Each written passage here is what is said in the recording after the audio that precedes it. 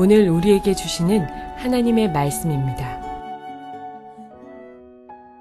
만 2년 후에 바로가 꿈을 꾼즉 자기가 나일 강가에 서 있는데 보니 아름답고 살찐 7암소가 강가에서 올라와 갈 밭에서 뜯어먹고 그 뒤에 또 흉하고 파리한 다른 7암소가 나일 강가에서 올라와 그 소와 함께 나일 강가에 서 있더니 그 흉하고 파리한 소가 그 아름답고 살찐 7소를 먹은지라.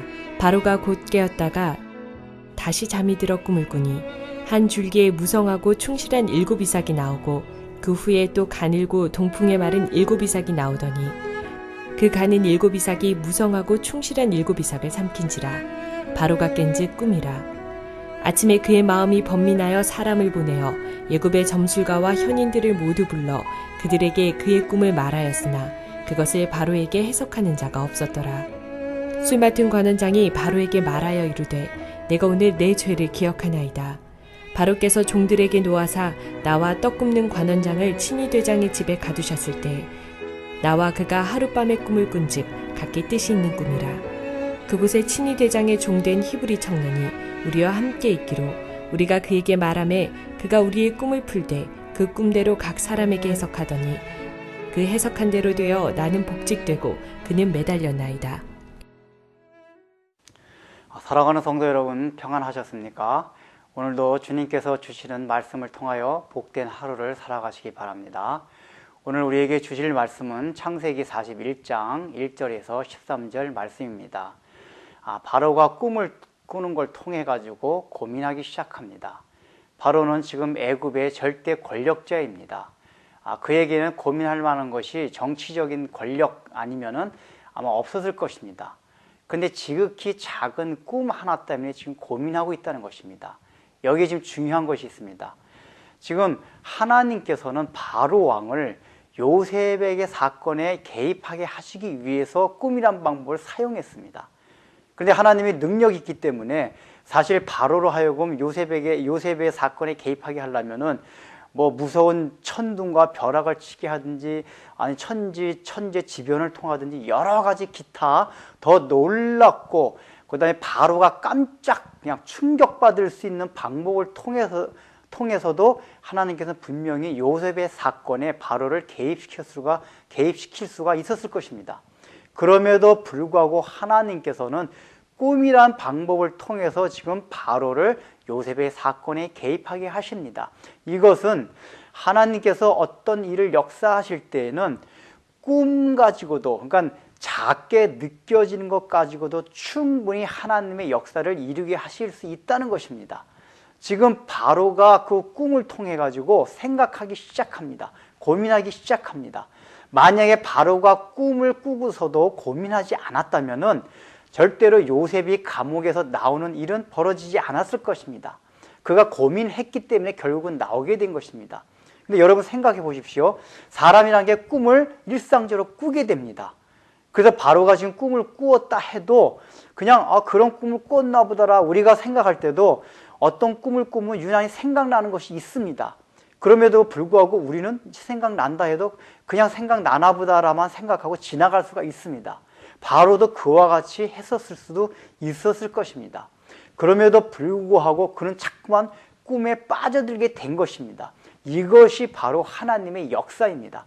바로의 마음으로 하여금 자꾸만 꿈을 생각나게 하고 꿈 때문에 고민하게 된 것입니다. 여러분, 이것이 굉장히 중요합니다. 어떤 진리를 발견하고 하나님의 계시에 접하게 하기 위해서 인생 가운데 이런 고민이 필요한 것입니다.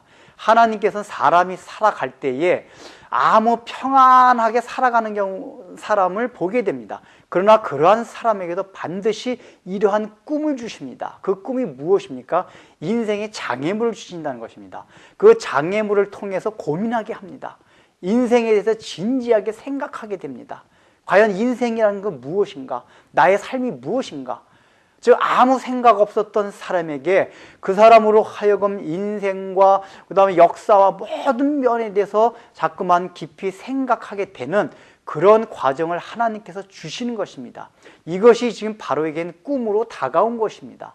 만약에 바로가 하나님께서 주시는 마음을 거절했더라면 바로는 요셉을 대할 수 없을 것이며 하나님께서 주시는 계시를 대할 수 없을 것입니다. 우리에게도 이것이 필요합니다. 살아가면서 하나님이 때때로 주시는 꿈 같은 것들이 있습니다. 하나님의 말씀이 있고 계시가 있습니다. 그런데 하나님의 계시라는 것이 오늘날은 말씀을 통해서 주어집니다. 믿는 사람에게는 말씀이겠지만 믿지 아니하는 사람에게는 일상적으로 살아가면서 여러 가지 환경 가운데서 주어지는 생각들이 있습니다. 그러한 생각 가운데서도 하나님께서는 하나님의 뜻을 위해서 안 믿는 사람들에게 주시는 것들이 있다는 것입니다. 그런데 그런 것을 거부할 때에 그 사람들은 하나님의 계시를 복음을 접할 수 있는 기회를 놓치게 됩니다. 그래서 안 믿는 사람들조차도 하나님이 어떤 마음을 주실 때 인생에 대해서 진지하게 생각하는 태도가 필요하다는 것입니다.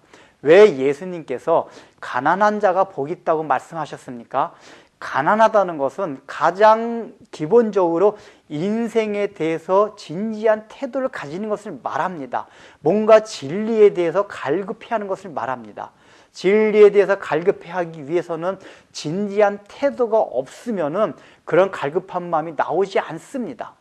그런데 오늘날 여러분, 우리 사회가 어떻습니까? 진지한 태도와 삶을 우습게 여기는 그러한 세상 속에서 살아가고 있습니다. 그래서 복음 전하기가 힘듭니다. 믿지 아니하는 사람들도 그런 영적인 세계에 대한 궁금증이나 질문이 없기 때문에 아예 복음에 대한 관심이 없습니다.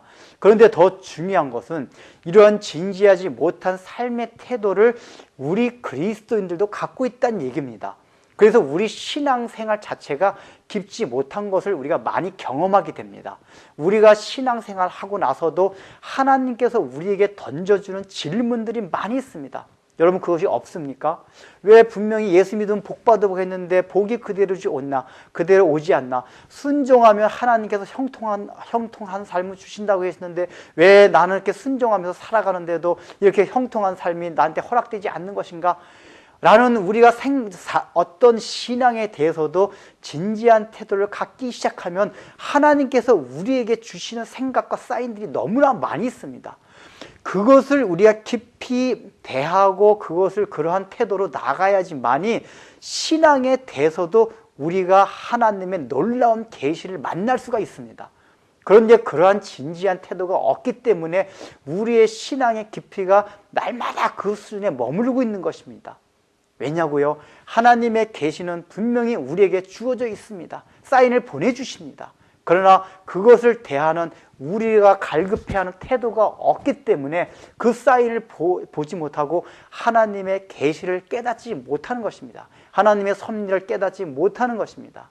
따라서 오늘 우리가 이 바로왕의 태도를 통해서 그 사람은 믿지 아니하는 사람이었지만은 하나님께서는 이 사람을 통해서 지금 인생을 대하는 어떤 영적인 삶을 신앙생활 대하는 그 태도에 대해서 진지한 자세를 가져라 하는 것을 우리에게 지금 요구하고 있는 것입니다. 기도하겠습니다. 하나님 아버지, 우리가 오늘날 얼마나 가벼운 시대를 살아가고 있습니까? 사회가 가벼우니까 우리는 영적인 태도도 가벼워져서 신앙에 대해서 깊이 생각하지 않으며 살아갑니다. 하나님께서는 우리의 신앙생활 가운데서 여러 가지 사인과 꿈을 주심으로써 우리 신앙에 대해서 깊이 생각해 보라고 하고 질문을 던져보라고 하지만은 우리는 전혀 질문과 깊이 있는 생각을 하지 않은 채 신앙생활을 하기 때문에 하나님의 오묘하고 깊은 섭리를 깨닫지 못하며 날마다 얕은 물가에서 노는 그러한 신앙에 머물고 있사오니 저희들 주님께서 깨우쳐 주시고 이제는 다시 한번 진지한 태도로 가난한 심령을 가지고 영적인 삶을 영위할 수 있도록 주님께서 은혜를 베풀어 주옵소서.